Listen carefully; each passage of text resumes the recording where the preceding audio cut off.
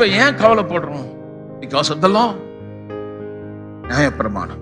That's what I'm going to show you in coming days.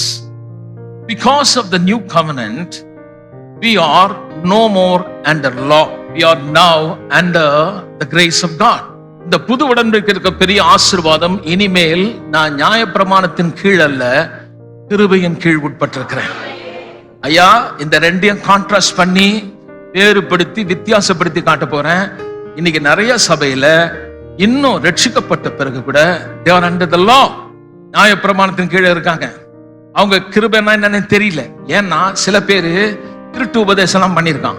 கிருபைன்னா சாராயம் குடிச்சா கூட பரவாயில்ல, கர்த்தர் ஒண்ணும் செய்ய மாட்டாரு, விபச்சாரம் பண்ணாலும் பரவாயில்ல, அவர் மன்னிச்சிருவாரு. அது கிருபையின் உபதேசம் கிடையாது. இங்க வந்து கேட்டு பாருங்க. சில பேர் சொல்றான், இல்ல இயேசு மரித்தாலும் போதாது, நீ எப்படி இருக்கணும் தெரியுமா மகளே, மகளே, இந்த பல்லு கடிச்சுன்னு இந்த மாதிரி கடிச்சு கடிச்சு 2 பல்லு உழுந்தவனுங்கிறான். கடிந்து கொண்டு திட்டி திட்டி திட்டி திட்டி பிரசவம். என்னன்னா எப்படியாவது இவங்களை கொண்டு போய் பரலோகத்தை சேர்க்க போறாங்க. உன் வேலையாவது பரலோகத்தை கொண்டு போய் சேர்க்கறதுக்கு அவ்வளவு பெரிய ஆளா நீ? 2 மத்தியில ஒரே குழப்பம். ஒரு தெளிவு தேவை. லானா என்ன, கிருபனா என்னன்றத வர நாள்ல நம்ம பார்க்க போறோம். அது என்ன நியாயப்பிரமாணத்தின் விடுதலை அப்படின்றத நான் எடுத்து காட்ட போறேன். நான் சொல்றேன், ரத்தத்துல ஒவ்வொரு அணுவும் கர்த்தரை துதிக்கும்.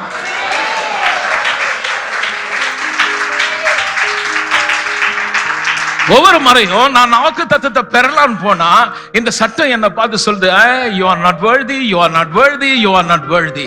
அந்த சட்டம் சொல்லுது, அந்த நியாயப்பிரமாணம் சொல்லுது நான் தகுதி இல்லை. ஆமா, நான் செய்திருக்கேன் தப்பு. அது சொல்லுது, இல்ல நீ இதை பண்ணிருக்க, நீ கிட்ட போக முடியாதுன்னு சொல்லுது. ஆனா இப்போ அது கீழே நான் இல்லை. சொல்லுங்க, நியாயப்பிரமாணம் சாவுல இருக்குது.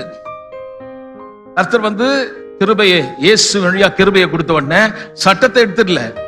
சட்டம் சாகல, நான் செத்தேன். இந்த பழைய மனுஷன் நான் செத்தேன் ஒழிய சட்டம் சாகல. அப்போ யாரு விடுதலையாக்க வந்தானா? நியாயப்பிரமாணத்தின் கீழ் இருக்கிற என்ன விடுதலையாக்க நியாயப்பிரமாணத்துக்கு கீழே ஒருத்தர் வந்தாரு.